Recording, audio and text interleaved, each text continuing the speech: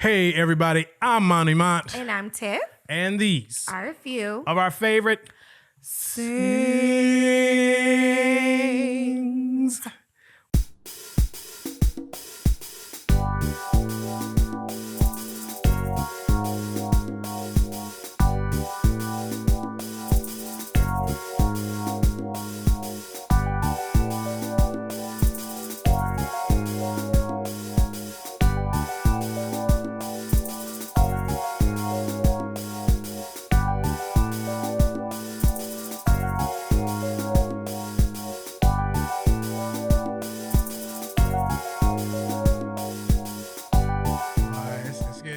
Season 2 is no joke, y'all. We nailing that now. It's easy now. It's just easy. God is doing a new thing with my vocals, okay? He is. Okay, so guys, we are back with another show. Yes. Thank you all for listening and tuning in. And it's now one of my favorites, one of our favorite movies. And we love to do music movies on this segment. Now, first of all, Tiff, how you doing? I'm Tiff now, huh? Huh, Ike? We're going to get into that. I'm doing great. How are you? Doing good, because I was about to say, love the shirt. Representing, okay, because that's what we're doing today. So, our inside joke, Ike and anime. Yeah. And so, we're actually going to do What's Love Got to Do With It, which is an amazing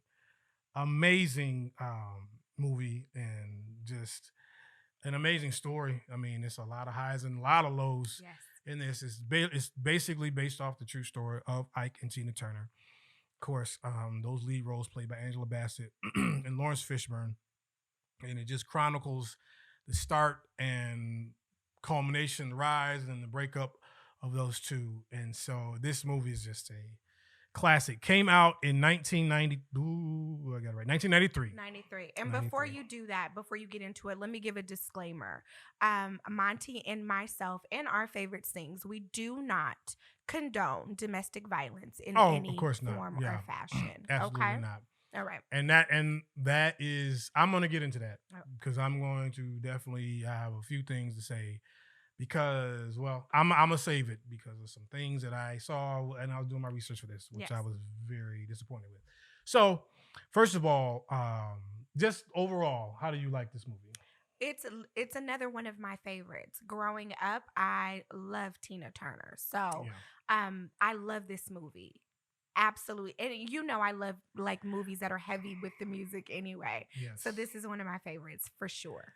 Yeah, this is a classic. It's well done. It's well made. Sometimes because it's somebody we might like or we admire, we kind of get a little leeway with how the movie's made. Yes. Just because we're so excited. But this is a well-made movie. Absolutely. It doesn't drag anywhere. It just keeps, sometimes these biopics can drag a little bit. I thought it was just well-paced. I thought it was phenomenal, yeah. I love even just the start when she's a little girl singing in the choir. And then she's over singing and they throw her out. You know what I'm saying? And then that's me. They put me out to Sunshine Band. I can see that. Mm-hmm. I have no problem seeing that. And then of course, which is let's just talk from the beginning because Tina's mother leaves her as a young girl. And so she's raised by her grandmother. And then later on, her mother comes to get her, or she sends for her, and she lives with her mother. Now, that is a very key point in her life because once she meets Ike Turner, early on in the movie, he expresses to her how people have left him. Yes. And he has a real mental block with that in terms of artists. Separation anxiety. Yes, very much so. And so she says in the movie, she's telling, I think, her girlfriend, I know what it's like to have people leave you, and I don't want to leave him like that. And you could, it's so deep, and it's very much, it's just a complication that stays with her. Yeah, she developed a sense of obligation to him because of that. Yes, and I think sometimes people love to look in on a situation and be like, just leave, girl. Like, why don't you just, it is so much easier to say than Absolutely. to do, Absolutely. And so then she, of course, goes on, and then she sees now Ike, of course, at this time when she sees him in this club, he's already an established musician, and and historically, Ike Turner is a very good musician. He was a session musician to begin with, and a singer. I mean, you know, an acclaimed songwriter and all that. So he was already established. And but of course, Tina Turner has a voice that just grabs you. So once he heard her voice, that's when they started to come together and things like that. So what did you feel about that scene where she first kind of Angela Bassett does such a great job of playing just little anime, Yes. young, Yes. and don't, what did you think about her performance? Okay, and so and mom was played by. Oh my God, how did I? Why do we always do Jennifer this? Lewis. Jennifer Lewis. The She's mom of everyone. moms. She's everyone's mom. Jennifer Lewis, I think, is about a year or two older than Angela Bassett. Yeah, she's not that old. Yeah, she's not that much older than her. So I thought that it was great that she could play her mother. And I'm going to say this. Jennifer Lewis actually auditioned for the role to play Tina Turner. Really? Yes. Oh, wow. Yes, she auditioned to She play would've Tina been- Turner, and she got the role of the mother. And of course, Angela Bassett got the role to play Tina Turner. So I thought that it was just great. Angela Bassett, as young Tina, and even as Tina getting older, she did just such an amazing job. She was So much so to where it's almost hard for me to separate her in current roles. Yeah, like no matter what, like Angela Bassett since '93 has been Tina Turner to me. Like there's two Tinas out here. Like, and I feel the same way like about Selena. Like it's two Selenas. It's Jennifer Lopez and it's Selena. Yeah. And there's two Tinas for me. It's Tina Turner and then there's Angela. Angela Bassett as Tina Turner. So I have a problem like separating her in the other roles. I loved her, young and old Tina. A little bit of trivia. Yeah. They say that when Tina met Angela for the role, she was like, she's perfect. She just immediately was like, yep. Yeah, that's her. She's the one. And you just nailed it because currently Jennifer Lewis is 64 and currently Angela Bassett is 62. So 2 years apart. Yep. That is crazy. Yeah. But Jennifer Lewis, that's just your gift to play somebody mama. Yes. So anime, just That's my auntie. You're right. So but Angela's so good because she's young in this club, and you can see she's just enamored with everything. And Ike's just, big time, stuff. And so, of course, very much so green. You can tell she was green. Super green. Like, didn't know what was happening in the club. Like, what are you even doing here? But she had to go with her sisters to work. Her mother. Yeah. But you can see, as is with gifted people, her gift is taking her some places that she might not even be truly ready to go. Yes. But she has. And so Ike is like, yep. And so, of course, he goes to mama's house. A word. And yeah.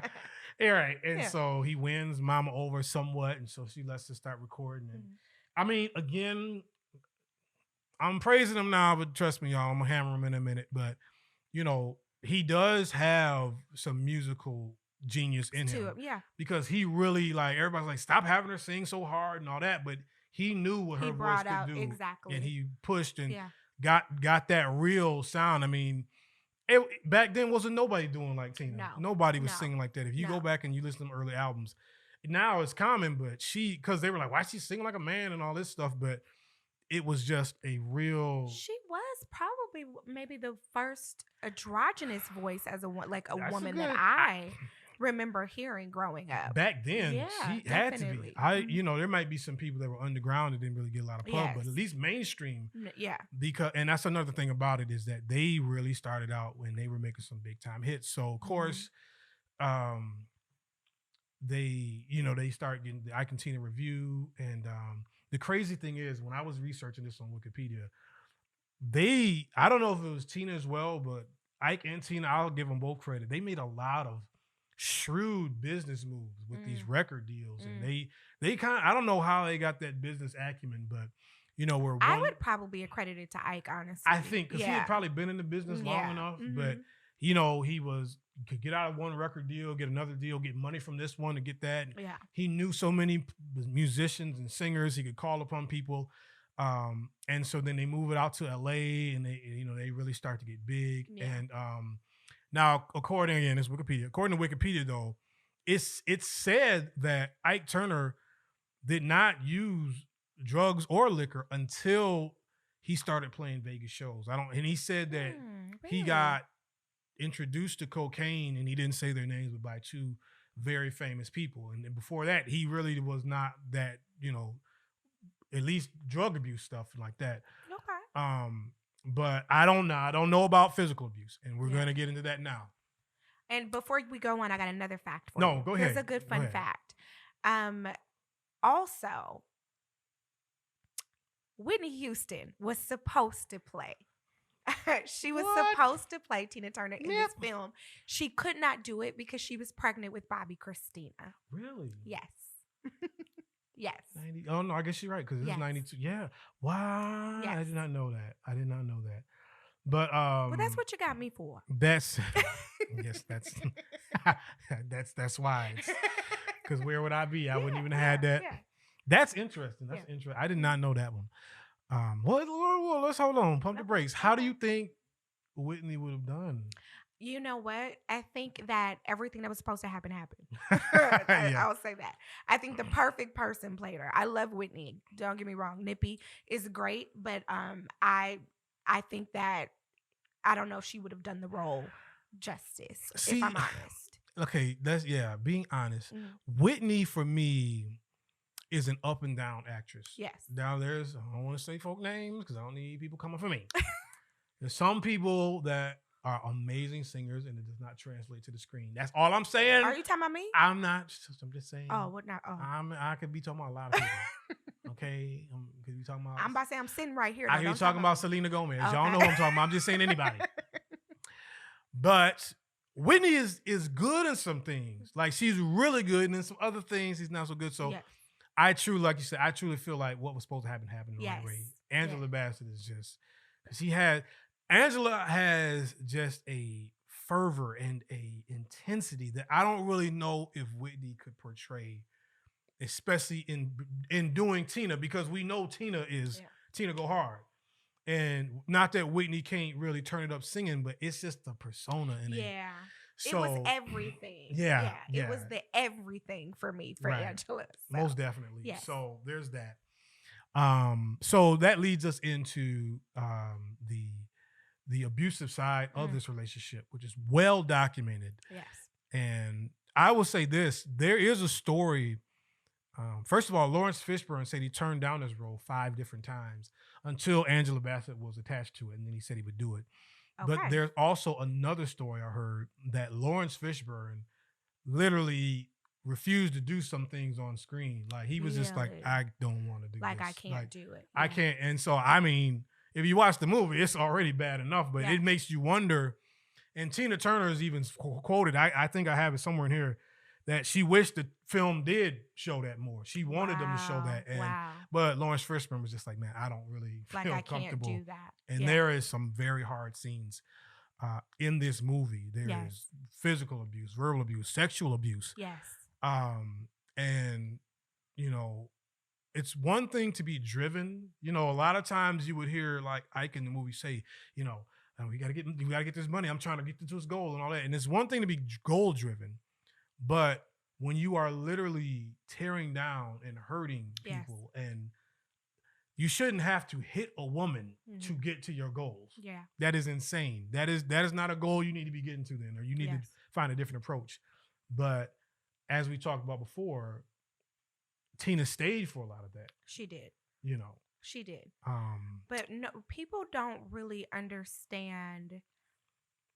It's not just physical when it comes to a woman, right? When she's in those type of situations, she's also mentally, you know, attached, you know, and there's love there still. So people really don't understand why people stay in those type of situations. But we were talking about this. It's easier said than done. There was a sense of obligation there for her. She didn't want to let him down. She didn't want to leave him.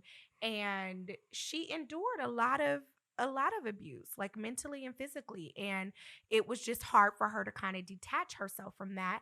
But eventually she did get the strength to. You know what? I'm going to be very careful. It takes some time. It does. Yeah. I'm going to be very careful how I say this. I'll say this. There was a professional person, I'm just going to say like that, who was in a situation that the other professional she was working with was being unprofessional and being borderline abusive. Okay. And she wanted to leave the situation, but she said the pressure was so great because she said, if I leave, all these other people lose their job because I'm a headliner. Yes.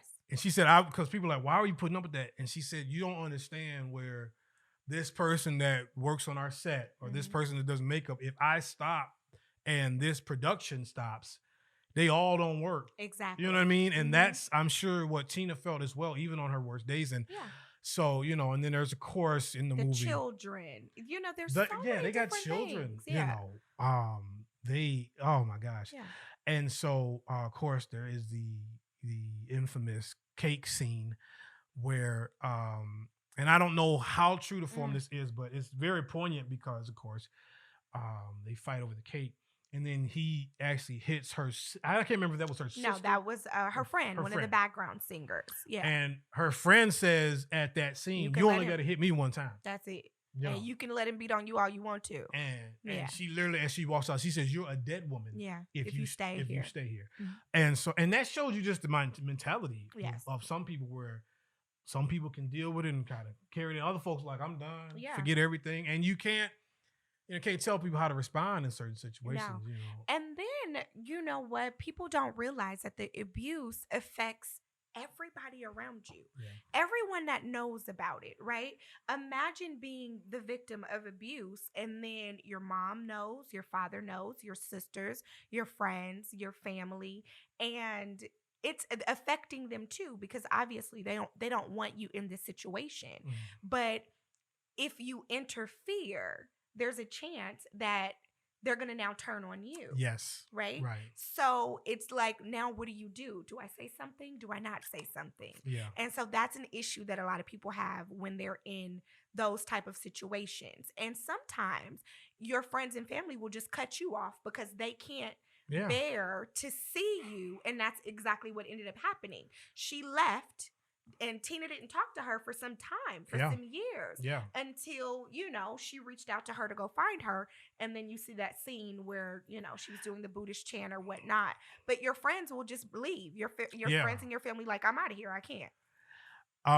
So here's what we're going to do. We're going to take a break right here. And then we're going to come back. We're going to do the rest of the movie. And we're going to give our favorite scenes. And I got some other trivia stuff as well. So stay with us. We'll be right back after this break. Today's episode of Our Favorite Things is brought to you by Mr. Chris M. Webb. He is running for city council in the city of Whitehall, Ohio, but more importantly, he is a political consultant, and he is here to help you with any questions or concerns you might have in these strange political times. You can check him out at Chris M. Webb on Instagram or at the same handle, Chris M. Webb on Twitter. He's also at Chris Webb on Facebook. If you're a young person or an older person and you have questions and concerns about what's going on, or if you're thinking about running for office, he is a great person to talk to. He is offering his services for free. As of right now, the price might go up. We don't know. But for right now, you can take advantage of his information. He is very knowledgeable and he's willing to help. Doesn't matter what side you're on or anything like that. Check him out if you have any questions on what it takes to run for office, what it takes to get a campaign going. You can check him out. Or if you just have questions and want to holler at him, Chris M. Webb. He is my cousin. I vouch for him. All right, check him out. All right, we're back, guys. Second part of our What's Love Got to Do with It. Yeah. One of our favorite movies, as we do on OFS. So I want to say one more thing about the cake scene, because the cake scene shows you the dichotomy of everything if you really watch closely, because, you know, Jackie, the friend, is like, I'm gone. Yes. And and then Tina is telling Jackie, she's like, Jackie, no, it's okay. It's all right. It's all right. Don't do that, Jackie. Right. Yeah. And then you have Ike, who is just totally being a menace. And then at the end, I forget, Shy McBride plays just whoever, I forgot his name, Lord. But he's the guy that's always with Ike. And at the end, he's just like, Anime, just take the cake. And you see right there, you have the friend that ain't taking it anymore. You have, of course, the person who is the abuser, the person that is being abused. And then you have the enabler. Yes. Where it's like, bro, who don't. He just like, just do what he say. Just, it'll be all right. And it's like, you see right there, that's her world that she's dealing with. that Tina's got to bear the brunt of with all of this. But what bothers me is when another man is around, though. That gets me. You know, I can understand to an extent, you know, that if it was just her and Jackie. Right. But now there's another man present. Yes. Watching this take place. And enabling is exactly what he was totally, doing. Like, I have no respect for not the man that's doing it or his homies that are allowing it to be done. That's not okay. That is totally ridiculous. And again, it just goes to show you how people who are hangers on, well, I can't turn on Ike. Ike paying me to what you doing? You know, that's crazy stuff. So that's when you start getting into morals and character and integrity right very there. Much, very much so. So it goes on, of course, the movie does, and they just go back and forth and more and more and more. And finally, you see Tina really just done. And then there is another infamous scene, the limo scene. Oh, yes. Where white suit. The white suit, yes. And Tina's just done. You know, it kind of started on the plane, and then they get off the plane, get in the limo, and it gets physical in the limo, and finally, she fights back. She tells him, literally, "Is that your best shot?" He tries the same stuff, and now it's like, "Oh, and now they really go at it, and then they go from the limo into the hotel, and they both limping and struggling in, and still fighting. Yes, you know, and Ike is so belligerent and crazy, and they get in the room, and then he goes to sleep, and that's when Tina finally makes her escape. And I mean, then this next scene is it breaks your heart. She's running. She goes to another hotel. I think she says, "I got like 30 cents on me, but I am Tina Turner." That street scene was intense when she was running through traffic. Oh like that. My God, yes. Oh, that was intense. Yeah, sprinting, running literally for her life. Yes. And the hotel manager just gives her a key, like, "Ma'am, just go." And that starts, her breaking off of Ike, and then she starts trying to start her own career. And the thing is, guys, when you've been associated with somebody so long, everybody knows. A lot of people don't even remember Ike and Tina. There's no Tina Turner. Yes, true. But she had to prove herself again. Yes.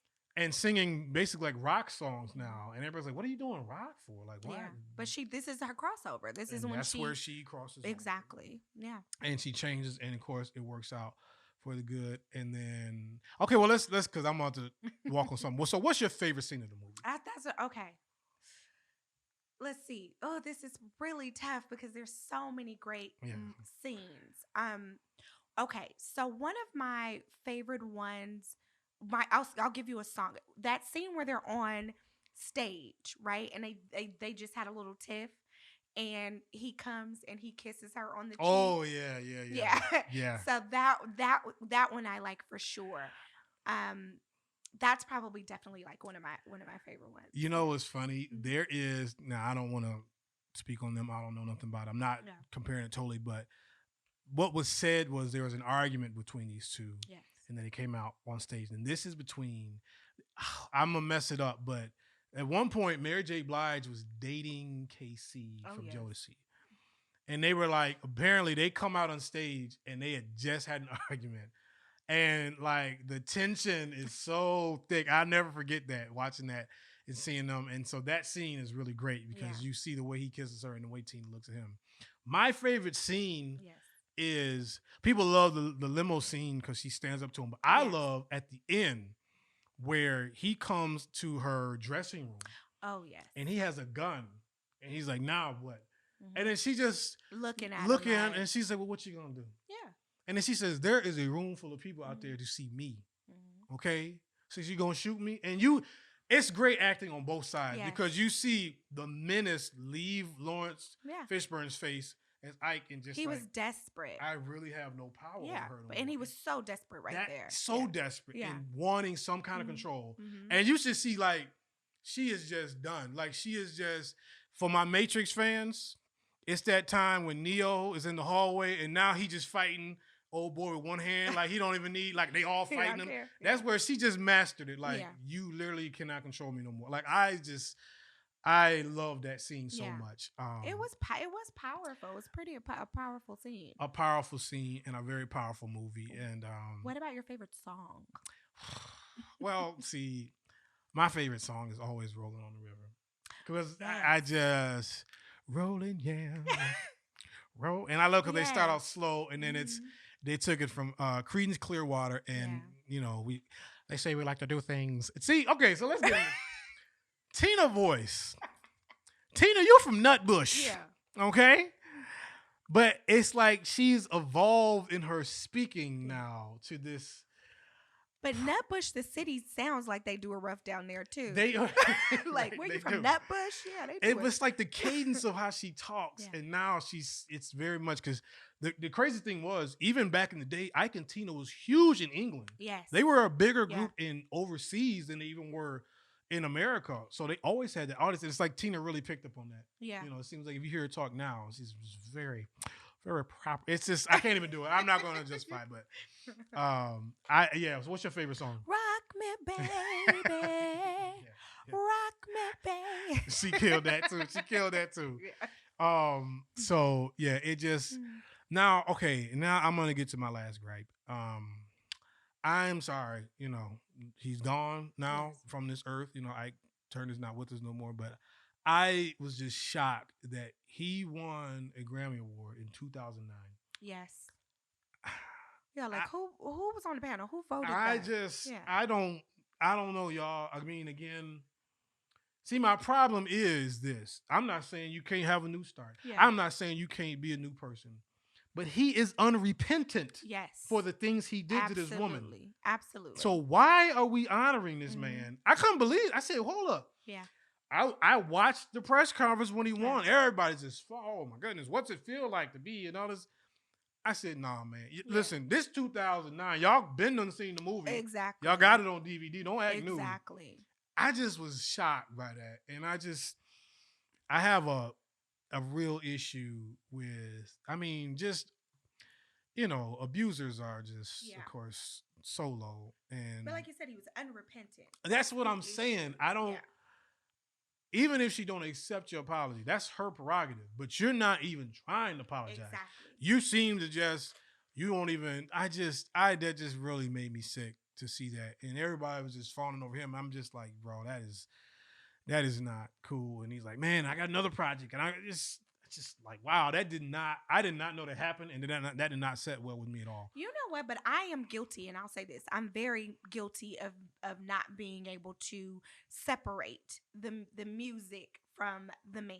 Mm-hmm. Like, that's an issue for me. Yeah. So even though Ike is a musical genius, so I get why he was honored. I personally can't separate the man, though, from the music. And like another example of that would be R. Kelly.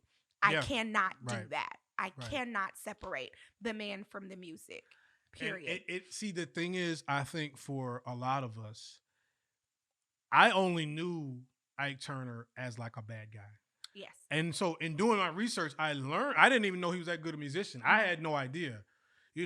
I think for a lot of people, you grew up with the good image of R. Kelly first. Right. And now you see this bad. So it's very hard. Like, again, I got no play for R. Kelly, but it was a different transition for me because if you bring up Ike Turner, I'm like, oh man, Ike Turner, all that. Even like R. Kelly was like, oh well, yeah, it's bad. It is. You're like, you want to, but you can't justify it. Yeah. But it's just how you're presented to that person to begin with. And I always was presented as Ike as a villain. Yes. And from again, the gate. From the jump. I didn't know he wrote all these songs like that. I had no idea. And it's like, wow. It's a crazy thing, but salute to Tina to the perseverance to, a lot of people would have, killed themselves. Honestly, that's a suicide-inducing situation she was in. Definitely. And the strength to carry on and do what she did, I definitely salute her. So great movie, guys. Check it out. And okay, I'm sorry. Let me get to my little trivia real quick. So, Angela Bassett, of course, lip synced, of course, the songs in the movie. But Laurence Fishburne actually sang. Oh, did he? The Ike Turner parts. I did not know. And then also, he also said that Laurence Fishburne said it took years after this performance for black women to stop giving him the evil eye. I'm sure. Which I heard Danny Glover say about Color Purple. He's like, it took a lot of years for people to I not. can believe that. Because here's the thing, y'all. They're really good actors. That's why it's believable, but it's not. But that's me. Remember Jada Pinkett on Low Down Dirty Shame? How she jumped on that man. Like, I can't see Laurence Fishburne. Because I don't know what I'm going to do. So I'm like that. So I get it. Okay, you're right. Whitney Houston was in the running. And you know who else was in the running? Who? Miss Halle Berry. Really? Was in the running, yes. Yeah, that's a no for me. Okay. All right. Sorry. And then let me see. I had one other good one. I hate when I gotta search for stuff.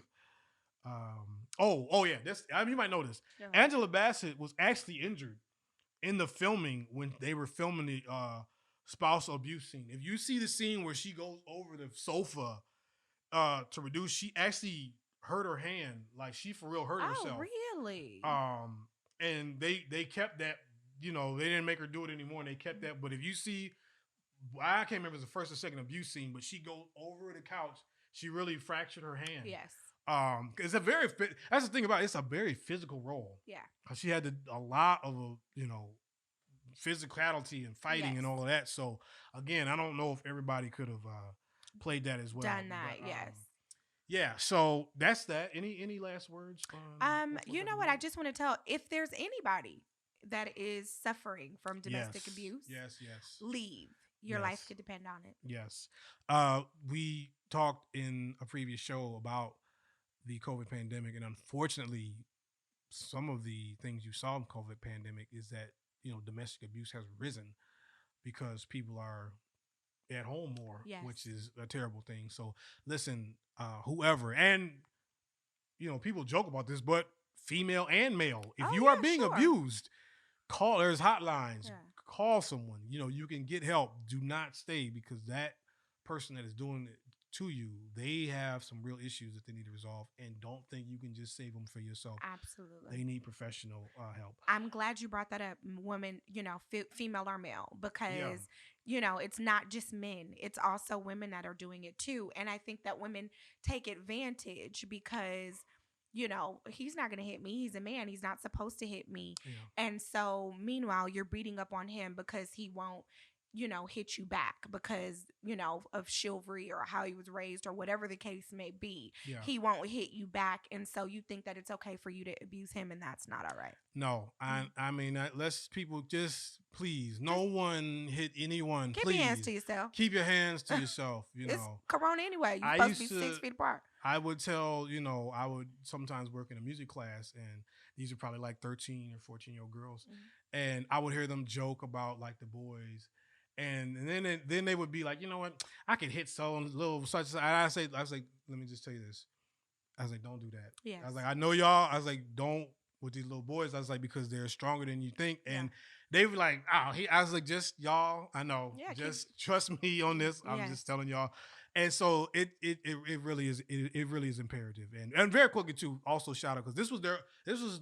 Has she been nominated for another Oscar? This is the only time Angela Bassett was nominated, and I think she got a Golden Globe for this, and she was nominated. She was nominated for an Oscar. I think he was as well. I think so too. If I'm not, So but shout out, great movie, and check it out. It's one of our favorite movies. Sings. Yes. We will be back again, you guys, with some more content for you as well. Tiff, any last remarks or anything like that? What's love got to do with it? Hey, that's also a good song too. Very good song. Yes. Check that song out as well. It's one of her big time hits. But we will be back. Of course, check us out on the website as well. And they were to hit us on social media. We need likes, subscribes. On the website we do have a PayPal as well. But you can bless us with a couple of ducats, you know what I'm saying? We like to put some coffee in these cups. So anyway, y'all, we'll be back next time, all right? You know what to do. Y'all be blessed. Stay sharp.